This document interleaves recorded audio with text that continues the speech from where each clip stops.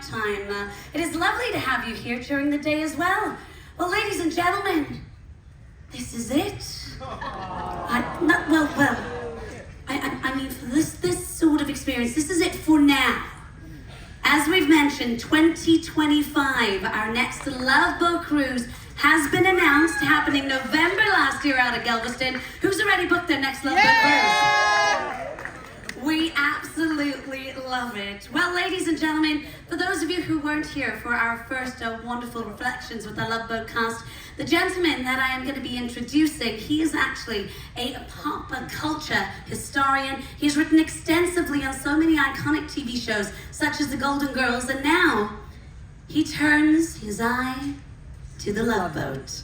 Ladies and gentlemen, please put your hands together as we welcome to the stage none other than Joe Colucci. Hey, everybody. Hi, Joe. It is so good to be able to talk more Love Boat. Lovely to be here, and folks, I do want to mention that Joe is actually going to be bringing out his fourth upcoming book. Yes. Very exciting, very exciting. Well, Joe, we're going to love and leave you. Ladies and gentlemen, please put your hands together one more time. Joe Colucci.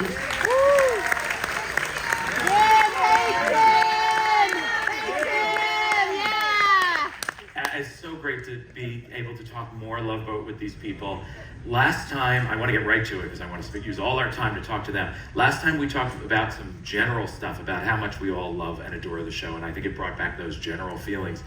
But we all have those specific memories, right? I mean, we have been watching episodes this week. I don't know if you were among the people with my husband and me. We were shivering under a blanket watching that Follies episode out at the pool. Boy, that was the coldest night, but it was still worth it to see a 20-foot-tall Carol Channing doing a number in the Acapulco Lounge. So let's get right to it. I want to talk about the specific cruises, the specific places, the specific people, and of course, Charo. So let's get right to it, and we'll roll the clip. Yep, we'll roll the clip.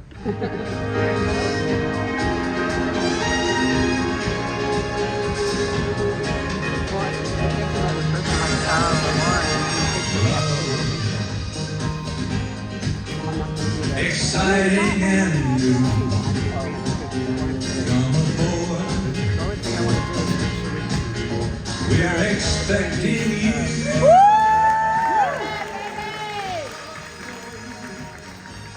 Soon we'll be making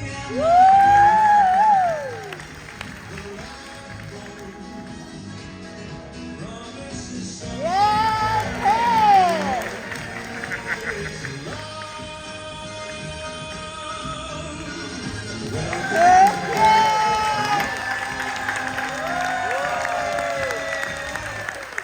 Ladies and gentlemen, once again, Bernie Capel, Fred Brandy, Ted Lange, and Jill Whelan.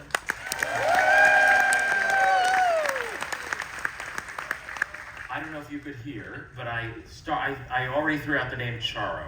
And Mr. Chairman. Yes, sir. Mr. Chairman, I hate to interrupt these proceedings, but I'm going to have to insist on a point of personal privilege. Okay. As you know, this is the second Love Boat cruise, and on both of them we have paid our respects and honored our very dear departed colleague, Gavin MacLeod. But I've always found it, yes, I've always found that to be something of a curious custom that we, for some reason, heap praise and kudos and accolades on a person after they're no longer here to hear it. So I would like to take a few moments, start of this program, to make a few comments about our distinguished colleague and castmate, Bernie Capel.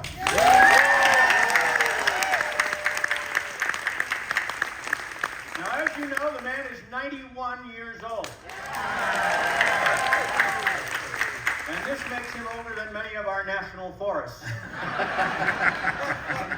But when you think about it, this man's career goes back to the early 60s. A very exciting time for America. Lincoln had just been elected. Not those 60s. Not those 60s. But, to the point, while Ted and I were in middle school, and Jill was not even a glint in her father's eye, Bernie Kopell was getting huge laughs in show business.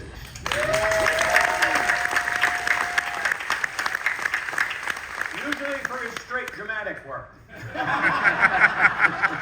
And then follows an absolute history of television. Every single sitcom, Get Smart, The Doris Day Show, That Girl, all of the Beverly Hillbillies things, and of course culminating in this, the source from whence all blessings flow, McLeod's Navy. McHale's Navy. But, McHale's Navy. 91 years old. But remember, and please, this is an important point. Bernie Kopell saved his most important performance for much later. Because in his late 60s, ladies and gentlemen, he fathered 2 children. Whoa. Late 60s. This is a time when most men that age are having trouble just getting in and out of the shower. And now he is the father of 2 fine grown sons. Harpo and Chico. And of course, credit must go to his lovely wife, Trixie, as well. But I want to end with this. There are 2 ways to learn comedy in this business. The first is to enroll in an accredited dramatic program and supposedly study your craft with so-called experts. And the second is to play a scene with Bernie Kopell.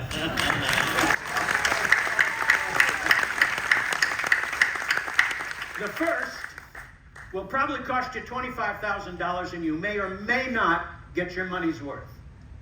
The second will cost you nothing and repay you 10 times over. Ladies and gentlemen, put your hands together and give it up for the man, the maestro, Bernie Kopell. On your feet, where is it? The Carolyn stand up.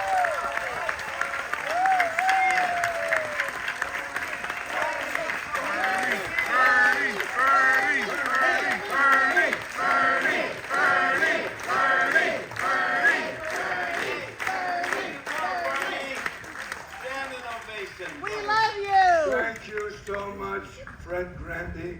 It has been one of the great privileges of my life to work with Fred and Ted and this little girl who came on our show when she was 11 years old. We almost ruined her life. Or maybe we did. By every scene that we did with her, we made fart noises. That's why I was so well prepared to raise boys. Yes. just to wake her up. In any case, some of you gentlemen have asked me about Get Smart. Yes. Get Smart got us on the air because of Mel Brooks. Mel Brooks. And after we were established, Mel was less interested in us, but he was more interested in doing films. In any case, after a while, one day he and his lovely wife came back from a tour of Italy, and I asked him, Mel, what was the greatest architectural achievement you saw in Italy? And without missing a beat, he said, Carlo Ponti's elevator shoes that permitted to kiss a feel of rent on the lips. Love you, Mel. Thank you. Thank you for the break. Thank you for casting me as Siegfried. Can we hear a little Siegfried, Bernie? Do we shush here? Of course. Here's Siegfried. When we had captured the chief, of course, to capture him, we had to hit him over the head. And Don Adams said, why did you have to hit him over the head? Why don't you just shush him? I said, because this is chaos. They don't shush here.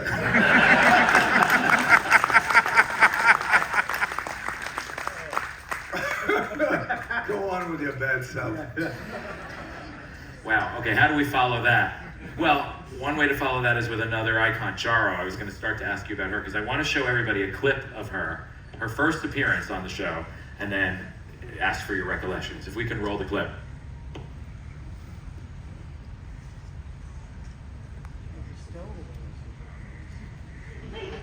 Look, Souvenir, you want to buy souvenir? Souvenir, everybody! Last chance, last opportunity. Mister, what a beautiful souvenir. Miss, you better get ashore. We're about ready to shove off. Already. Gee, time flies. And business is terrible. And I don't know what my family is going to do. Oh, your family, huh? I help to support all of them. All of them? All my brother and sister, 17 of them. 17? What does your father do? I just told you. Hey, why don't you buy everything and help me out? Well, miss, I bought so many Mexican souvenirs I could open my own shop. Now, I have to go above and act like I know what I'm doing. Okay, I'll be seeing you.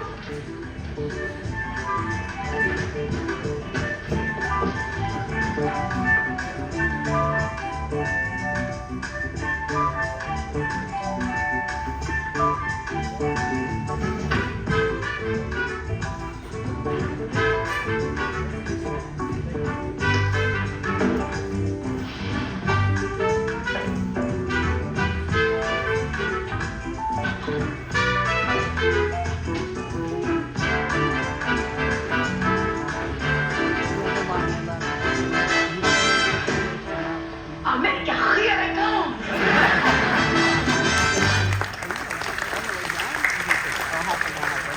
To this day, no one has ever understood anything she said.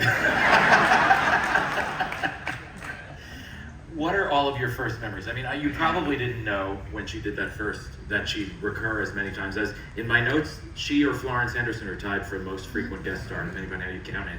But did you have any idea this would become such a big thing? Well, that answers that. I mean, Charo is a force of nature, and it was pretty obvious from that first scene that she was going to reoccur in one capacity or another. Now, have any of you seen Charo in person? Have you heard her play the classical guitar? Oh, yeah. She's the #2 flamenco guitarist, classical guitarist in the world. She studied with the Romeros, she studied with Segovia, and She we did practices one 4 cruise hours a day. where she performed on this, not on this ship, but on another ship, and it's breathtaking. As funny and cute and silly and incomprehensible as she is in these scenes, her guitar playing is the most articulate you will ever hear. So Yeah, this is it's an artist, spectacular. ladies and gentlemen. It's not just a comedian. I think also that she was the prelude to Sofia Vergara, who went on Modern No, Family. you're absolutely, yeah. Well, You know, that kind of sexy Latina.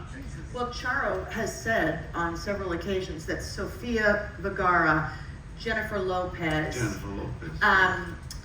the Real Housewives, Eva Longoria, they have Longoria. all come up to her separately and thanked her for breaking that glass ceiling for them. Yeah. And it's on her shoulders they stand, and they've all said that to her. Wow, that's Yeah. wonderful. Didn't know that. She's a really smart lady. I know she says all the time that she plays that character because it affords her the opportunity to do what her passion is, which is classical flamenco guitar. And she takes it extremely seriously. I do have to say, though, in interviewing her for my book, I had to try to transcribe it 4 times, and I had no idea if I got any of it right. She leaves me voice messages on my cell phone, and I can't understand it. So I'll call her and I say, let me just come over and see you in person, because I can't understand you on the phone. I'm not going to do these in any kind of chronological order, because I know there's like a pecking order of things we have to know about. And we just saw a minute ago, you can bring them back up, some photos with Andy Warhol. I want to ask you all, I think, Jill, the story started with you, of how, of all people, one of the preeminent artists of the 20th century came on the Love Boat.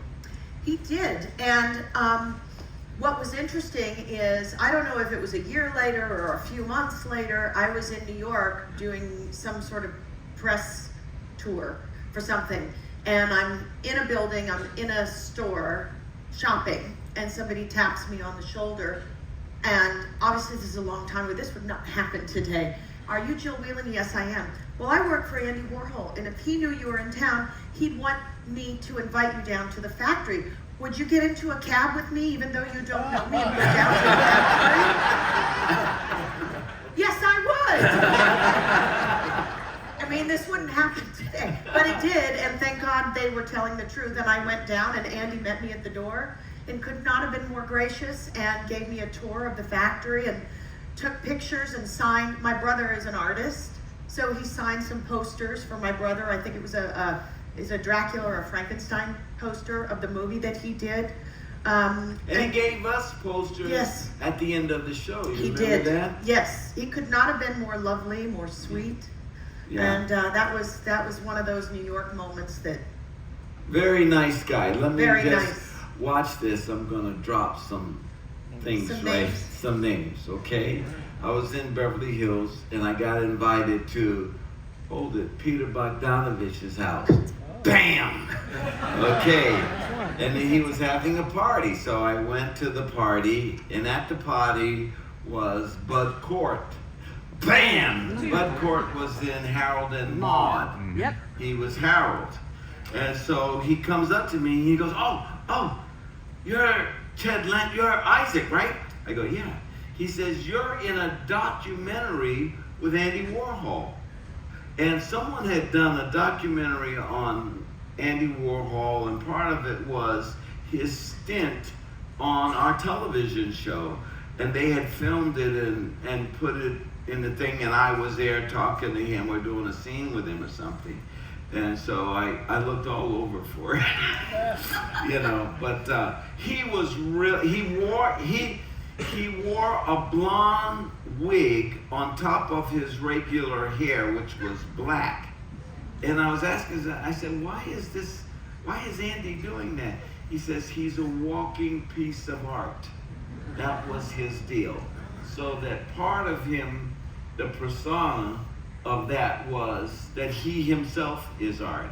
And he used to walk around with a Polaroid camera, and he'd walk up to you and he'd say, do you mind if I take your picture?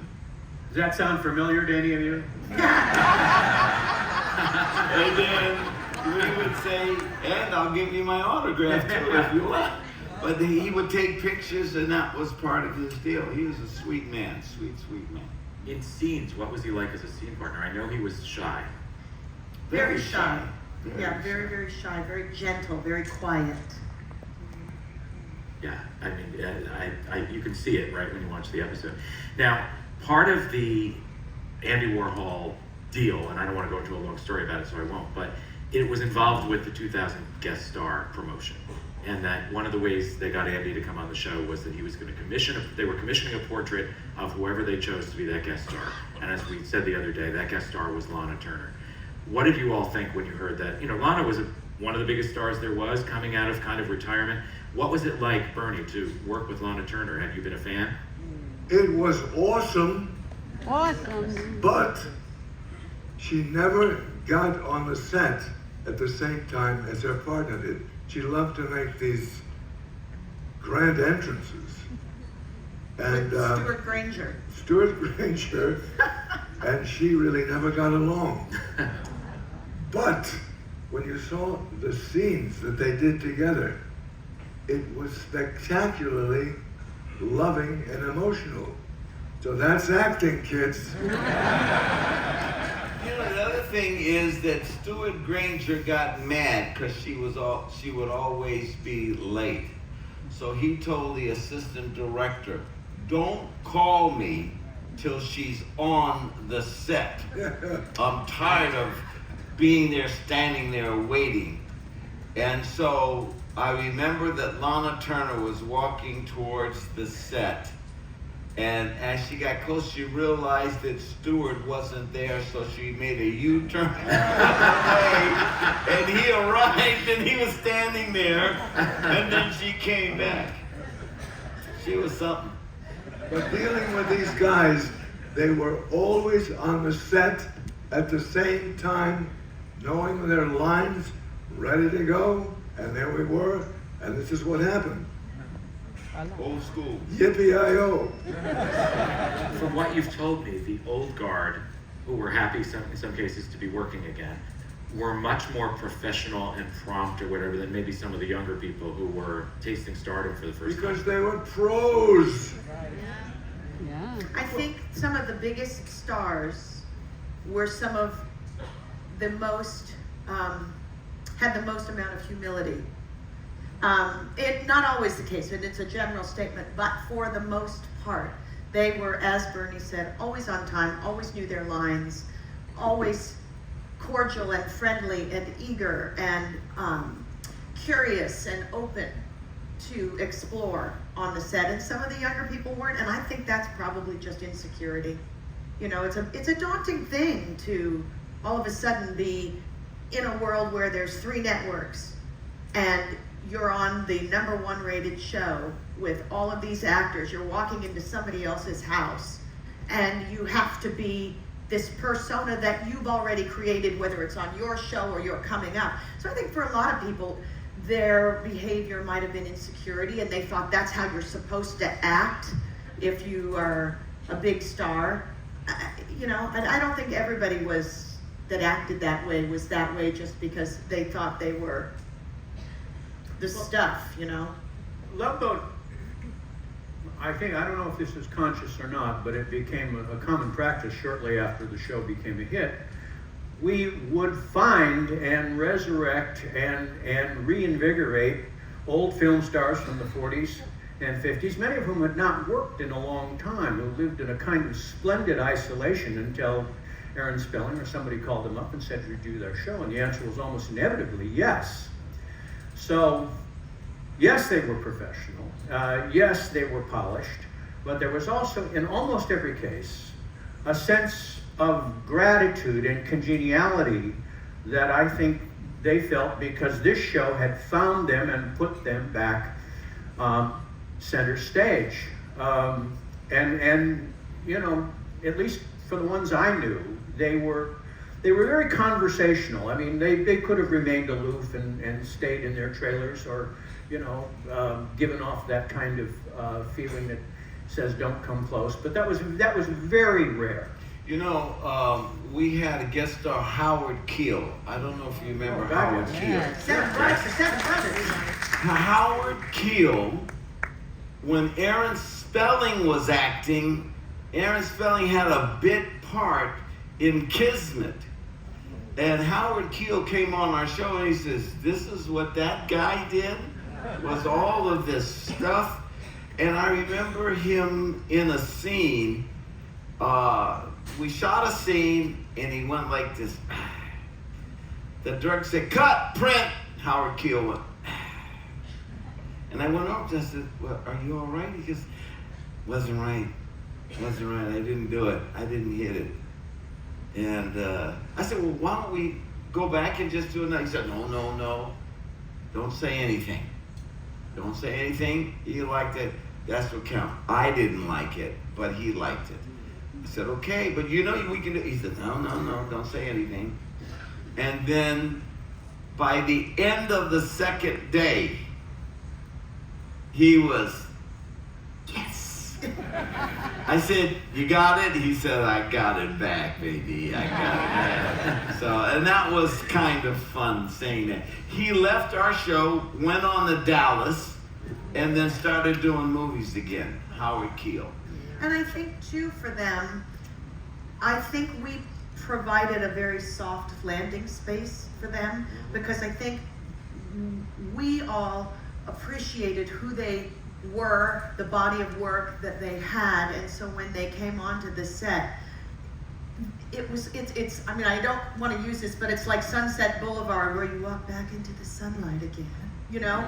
And we were a perfect audience for them, and I think that gave them the freedom to feel good about themselves now, even if they hadn't worked for a while. That's so true. And then there was Debbie Reynolds. Oh, please. Debbie Reynolds had always to be the center of attention.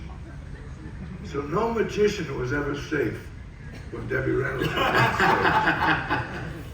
She didn't care for the magicians.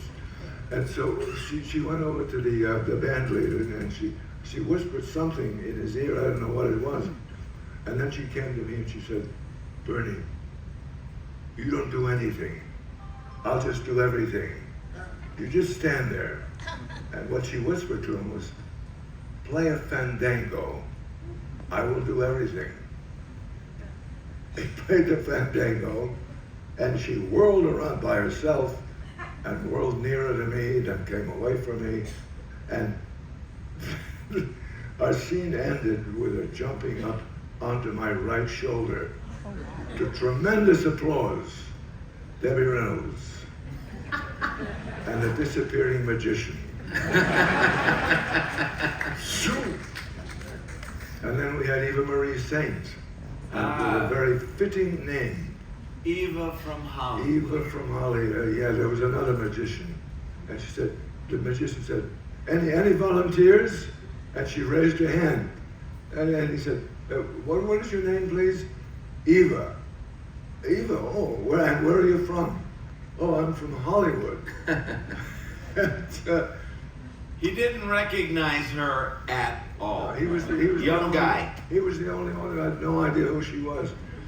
So we were up at the Parthenon in Greece, and I was studying for a play that I was to be doing when we got back to LA, and looking at the script, and she comes up and says, "Bernie, what are you doing?" I said, "Well, I'm studying for this play." She said, "This Academy Award winner said to me, Bernie, would you like me to cue you?" I said, no, I couldn't bear it. You're an Academy Award winner. She said, "I do it for all my friends." So I kept on studying, but the woman has such generosity, and I was wondering, did she cue everybody on a set on the waterfront, including Marlon Brando? I don't think she needed to do that. But this was the great personality of Eva Marie Saint. And then there was Shirley Jones, who won an Academy Award for what? Anybody know? Elmer Gantry, starring Burt Lancaster. Burt Lancaster. Now, Burt Lancaster, if I may, was a guest on the show that I did, and he was in makeup with his own makeup man. And the stage manager said, "Okay, you're on." And the makeup man said, just wait, we're not ready yet." Came back in 15 minutes. "Okay, you're on." And Fred Smoot, who I don't know how many people heard of, a comic back in the day, he said, "He can't come, they're still applying the second coat." You know, you mentioned both Shirley Jones and we had talked about Oscar winners. You worked with other Oscar winners, I mean, going back to the earliest Oscars, because this, as I said the other day, this was when the oldest generation was still around. So I want to ask you about some of them, if they prompt any memories.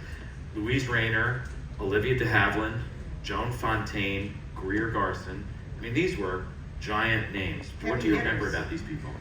Well, Olivia de Havilland was wonderful. I was a huge fan of Gone with the Wind, and so I had all of the books, I had all the paper dolls, I had all the Madame Alexander dolls, and had seen the movie. I had a necklace that said GWTW, and she was so lovely and signed books for me, and we chatted off set all the time, and she was just really lovely and elegant. Any other names? Greer Garson was, this is professionalism. This is what we picked up some of these things from these stars. Greer Garson came on the set.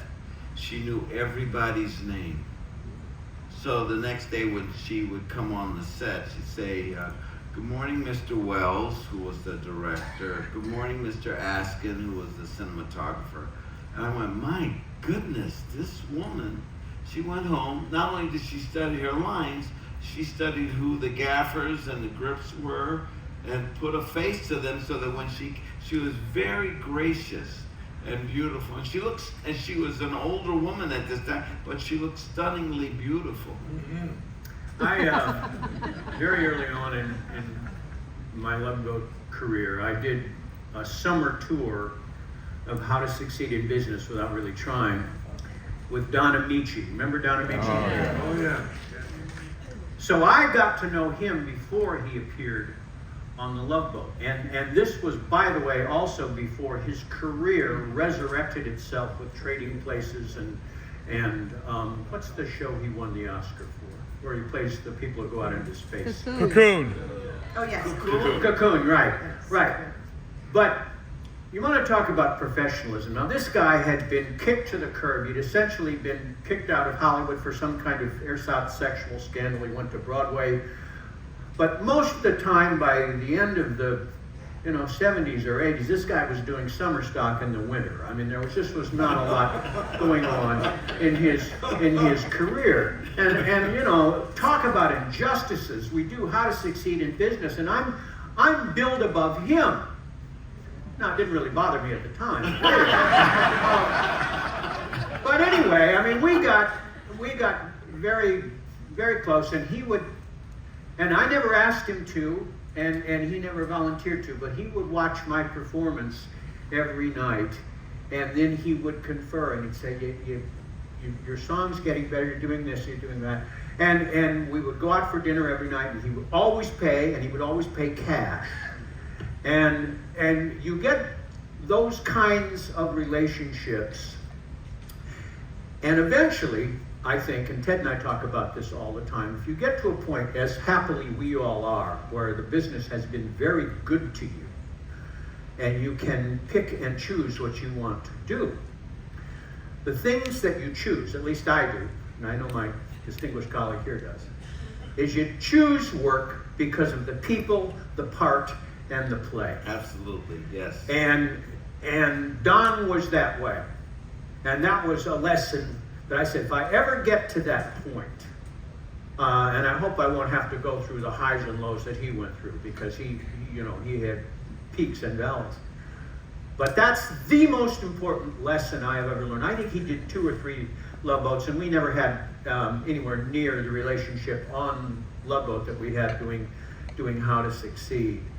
But just the very fact that you were able to bond with a guy like that had seen everything in his career go north and then south and still believed in the craft.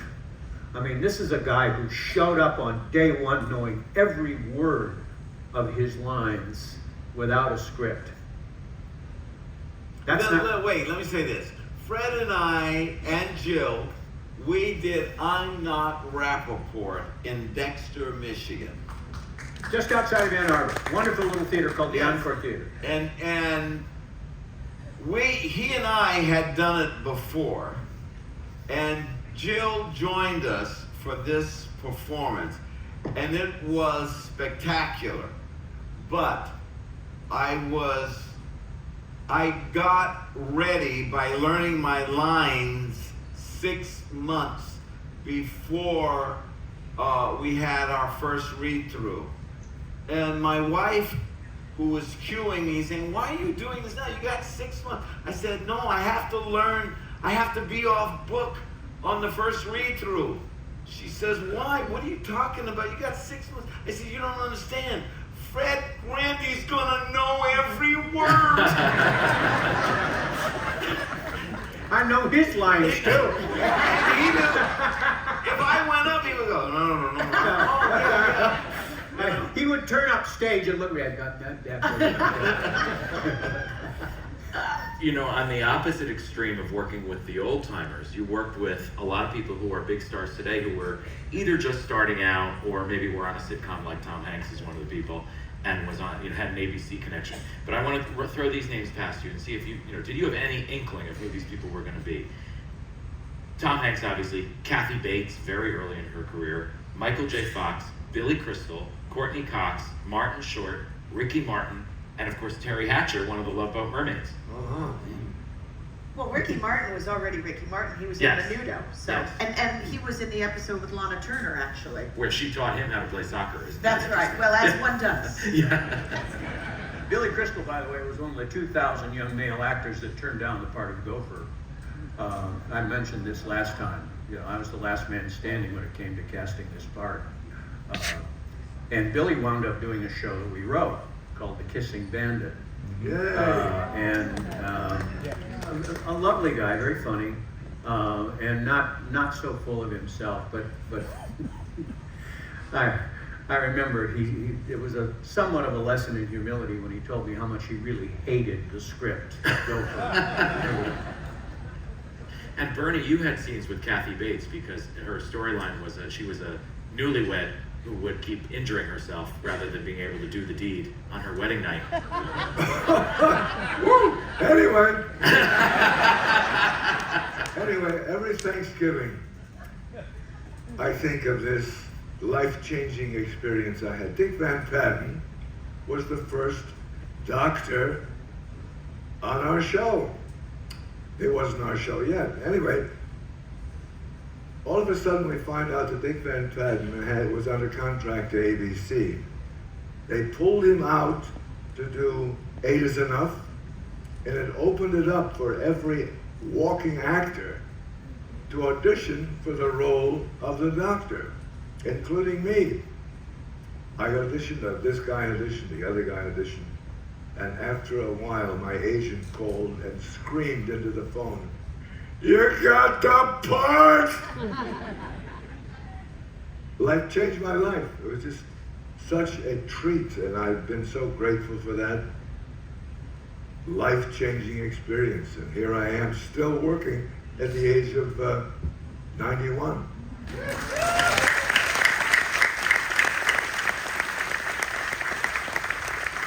Which Fred has announced a little while back. I want to make sure we get to what is my favorite and probably a lot of people's favorite episode or two episodes, The Follies, which they showed the other night. Now, a lot of you do sing. You all did numbers in The Follies. I want to know how it felt to do musical numbers on the show. If some of you probably like that more than others, and then, of course, working with all the legends you work with. But let's talk about you doing your musical numbers. What was that like? Well, the one that I did was Fred. We were singing and dancing, and we weren't horrible.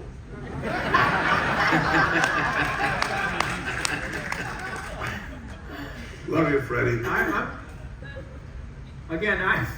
Some of you know this because I've told you this privately, but I only started watching the show a couple of years ago, during the pandemic, because I was home a lot. But I never watched the show when I was making the show, because I'm just one of these actors that doesn't like to watch his own work, and really doesn't like to watch Bernie's work. So I didn't really ingest any of this until much, much later. So a lot of these things that my friends remember, I don't. I do remember singing "You're the Top" with Ethel Merman. And of course, she was the great cathedral of musical theater for her entire life, and she came to us very late in her career. But she still had those sets of pipes. And that's my signature memory from all of these musical shows that we did. We did the movie musical and the Yes. stage musical. Is that correct? And yeah, it was very exciting. And it only happened because by that time the show was such an international hit and such a third world power that we could do pretty much anything we wanted to do. So they spent a ton of money on these things with costumes, and Van Johnson was in the show, and Cab Calloway and Ann Miller and Sid Charisse and all of these people that were huge stars, and Carol Channing and Ethel. By the way, they didn't get along very well. That was funny. Yeah. That was funny. Yeah. You know what? When you were talking about that, it reminded me, and I haven't thought about this, I don't even know in how many years, is because it was back then before synthesizers and all of that stuff, really. I mean, there were some, and we actually got to do it the way they did the old Hollywood musicals. We went down to the recording stage with a full orchestra and sat in the sound booth like Frank Sinatra and sang live with a full orchestra. and the rest of the cast. So with Ethel was there, and Ann was there, and Van Johnson was there, and we were there.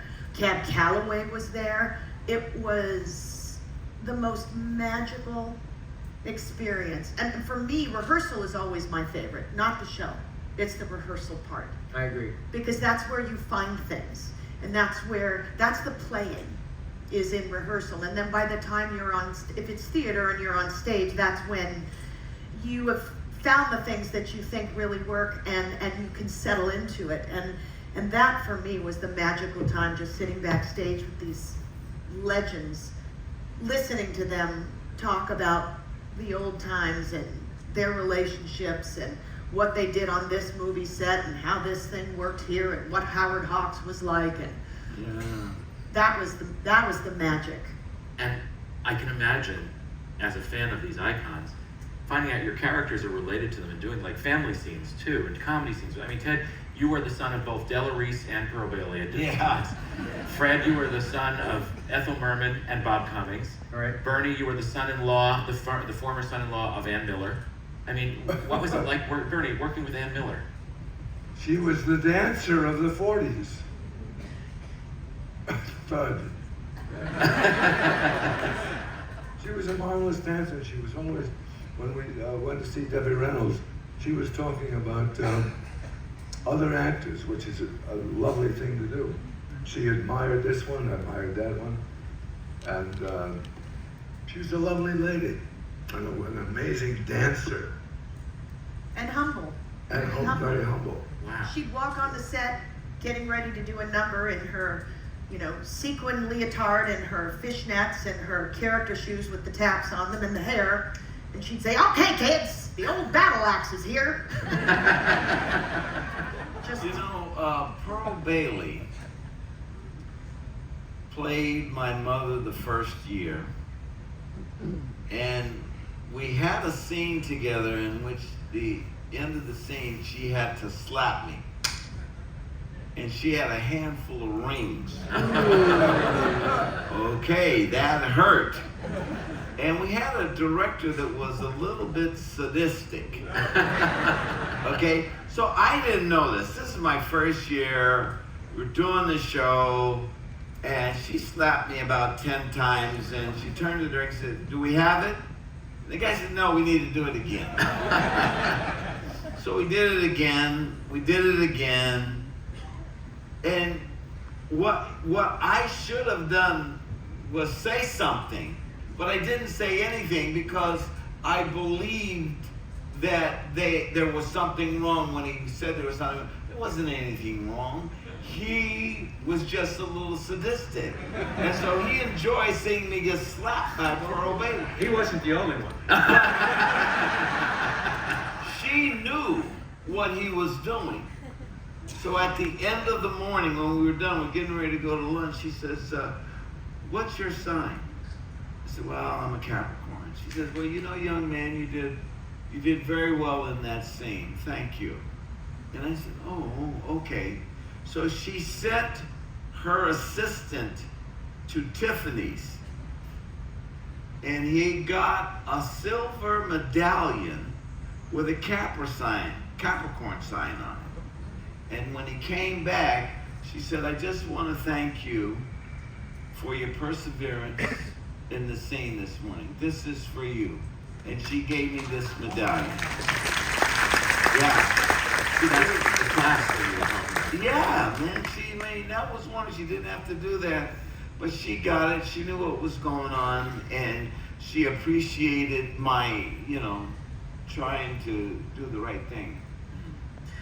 I think it's time to throw it to some audience questions. I know a lot of you out there must have questions. If we can bring up the house lights and get the mics going, I'm sure you all have questions for them. We can interview about follies of days for I can see you. Can we bring up the house lights so we can see them? There we go. There they are. Okay, Okay, who has a question? There's one in the front here. right there. No. Ted Lange. I love all of you, but I remember there was a magazine, I think it was called FHM, and it had like a Dear Abby, and it was like Ask Isaac, and I loved it. And it's been a while. I can't really give an example of one, but I give advice about ladies. I can give you Was a that the couple. thing you did with the porn star? Yes. Yes. Jenna, what happened was, this magazine asked me if I would do a sexual advice column.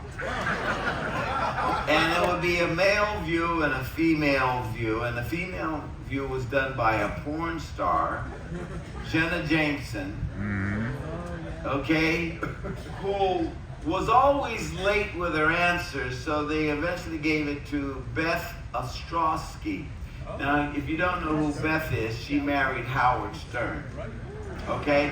And so what they would do is, they're in New York, the magazine's in New York, I'm in LA, they call me up and they say, okay, here's the question, you know, so I would vamp. I'd be on the phone and I'd be vamping. And so what I tried to do was to stress protected sex. So for guys, I would say, you know, wear prophylactics. You know, when you're doing this or doing that, you know, protect yourself, but no, and I did it with humor, you know? And So wear prophylactics with like a clown nose? No, it wasn't a clown nose, unless the clown nose was rubber. But that's what I did, and I had a ball. And every 6 months, they'd fly me to New York. Beth was in New York. They put her in a negligee, and they put me in a sailor outfit with a pipe. And so I've got these wonderful pictures of me and Beth Ostrowski, but I hide those pictures from my wife. Until now! Yeah. But anyway, no, that was a fun time. Thank you very much. Oh, you know who liked it was Michael Bublé. Remember, you know, guys know Michael? I did a special with him in Canada. He said, "Hey, man, I really love your answers." Thank you. We have Let me talk about my experience with Frank Sinatra. So his wife Barbara Sinatra called me. I was fronting the Desert Princess because of my tennis playing. He said, "May we use your hotel?" And I said, "My hotel? Not my hotel. I was just fronting it with a tennis racket." Anyway, so the telethon is over, and Sinatra is taking us to some lovely place for a meal, for drinks. And he talked about his worship for Dean Martin. People love Frank Sinatra so much, but Sinatra loved Dean Martin more. So Dean Martin one day comes into the room where all the Rat Pack guys are, and he said, "You know, our old friend Peg-Leg Bates is having some financial problems, so why don't we get together and take up a collection and help him out till he gets back on his foot." Yeah. Peg-Leg Bates. So Dean had this innate sense of humor. He was always funny. Anybody else? Do we have another mic? Oh, Hello? Where are you? Right here. Where's Hi. that? Hi. Can you hear me? Yeah. Yes, yes. First, I wanted to thank all of you for bringing so much happiness into our lives. Thank you.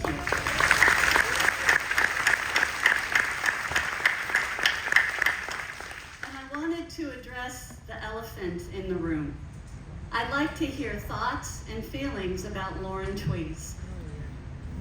An amazing, fabulous woman, and great question. And yes, we should talk about our pal, who is a sister to all of us. She's just a very genuine, sweet human being, and by the way, a spectacular actress. I mean, I even look back at the Love Boat episodes and I just marvel at her and her ability to move so effortlessly between doing a dramatic scene and comedy. I mean, but she is one of our favorite people, and we adore her. She's our sister. She, when Ted and Jill and I were doing I'm at Rappaport in Michigan, we flew her out to see us. and we had not seen her, I guess, since the last cruise that we did, right? And she came and watched 2 nights of the show, and it was lovely. Obviously, you know, the circumstances of her departure were not so lovely, but, and this is, it's sad to recollect this, but at the time, and this would have been the early 80s, substance abuse on a set in those days was a punishable offense. It was not a healthcare problem. And it was not understood in the way it is understood now. And to some degree, she was a victim of circumstance at the time, because the attention and care and therapy she should have gotten was, in other words, was meted out in the form of discipline. So, and you know, I don't know if we could have done more to help her. We were obviously concerned about our own careers at the time and somewhat involved in our own world. But I can tell you this: she has recovered magnificently, and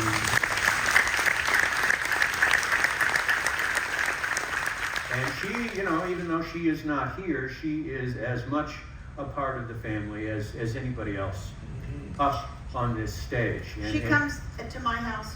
She will fly to my house, and we'll spend the weekend together cooking and just laughing and sharing stories all the time. I'm a Shakespeare buff, as Fred will tell you, and I used to talk to the cast about doing Shakespeare, and I convinced Tweez to do Taming of the Shrew with me, and we did it in Reno. And we went to Reno, and she was Kate, and I was Petruchio. Okay? So we do this show, and I'll never forget, a journalist was interviewing her. He says, you know, Kate is a bitch. You know, and Julie McCoy is such a sweet, loving person. Were you able to translate yourself into a bitch for Kate? And she said, oh, that was easy. It's playing Julie McCoy, the sweetheart. And we did the play, and we had a ball. We did, this is years ago. There's a play by a playwright named A.R. Gurney, who wrote a 2-character play called Love Letters, which is frequently done by a man and woman, and you sit and read the play, and it's about a love affair between 2 people that really never consummated. And you may or may not know that Lauren's 3rd husband, Bob, died of ALS. He was diagnosed shortly after they were married. And she became a huge caregiver, and then after Bob was gone, she asked if I would do a fundraiser performance. And I said sure, and we went out to Las Vegas and did that. And you could tell that the experiences of her life had penetrated deeply into her craft and her art. And it was a breathtaking experience to even be, we're sitting at a table and you just read the play. And it was as exciting for me as it was for anybody in the audience. So, she's a member of the crew. She's family. Yeah. She's family. For those of you who have asked me to please tell her how much you love her and how you hope she can participate next time, I have been texting with her this whole cruise, so I'm working on it. Thank you. I think we have time for just one more quick question. There's this gal in the front too who's been waiting to. Who has the mic? Can we bring mic down? Oh, I'm sorry, you have it there. Okay. Thank you. I just wanted to say I have run into each of you guys this week and how much I appreciate your graciousness and your willingness to stop and talk. I know you're busy. But my question was for Isaac, and you can all answer, but I meant to mention this to you the other day when I'm sorry, Ted. Anyway, the episode you did with Reggie Jackson when he did not want to be recognized, and then when he wasn't recognized, it kind of bothered him. Do you guys ever feel that way? Because sometimes I see you walking around and people aren't really saying anything, and I think, Wait, let me tell you something about Reggie Jackson. Okay. Reggie Jackson, we were over at 20th Century Fox lot. And Reggie Jackson came on to do his guest appearance on the show. Well, everybody that was a baseball fan on 20th Century came down to the set to get his autograph. They bought baseballs and cards and a baseball mitt, and Reggie was signing everything. He was signing all of it. And the president said, hey, have Reggie come up to my office. I want him to sign something. And Reggie said, no, you come down here. President of Fox. All right, so he's done. He's finished. He said, did I get everybody? Yeah, you got everybody. He said, okay, see you later. They went, whoa, what are you doing? He said, what do you mean? When I signed, I signed. They said, no, you're in the show. He said, what do you mean? He said, didn't you get a script? He said, yeah. Did you read it? Yeah, I liked it. He said, well, you're playing Reggie Jackson. He goes, I am? And so he said, Ted, and so I took him into one of the cabins and we sat down and we learned the scenes because he didn't know one scene to do. They moved. Because he just thought he was coming down to sign some autographs and get the hell out of there.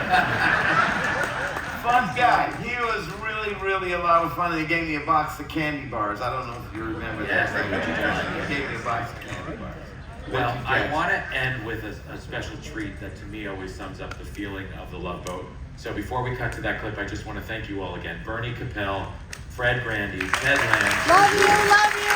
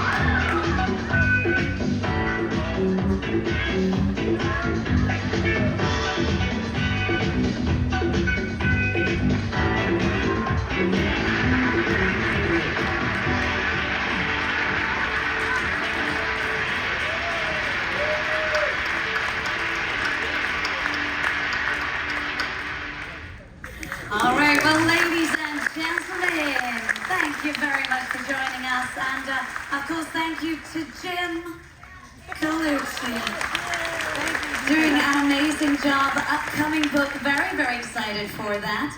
And of course, ladies and gentlemen, our amazing cast here of The Love Boat. All right, well, we are gonna wave goodbye to you for just a short time. Ladies and gentlemen, we are gonna be offering that photo opportunity, the meet and greet once again. So are we gonna bring these down? Am I further enough forward? Yes, there we go. All right, we can bring down the curtains. There we go. Ladies and gentlemen, can we please do it one more time? Congratulations. A fabulous cast here. Good to be here, Lowell. All right, well, folks, just to let you know, if you are going to be wanting to get the photos, we kindly ask just remain seated. If you're not going to be doing the photos, you can exit out of deck number 7 or down here. If you are interested in getting the photo with the meet and greet, we kindly ask that you just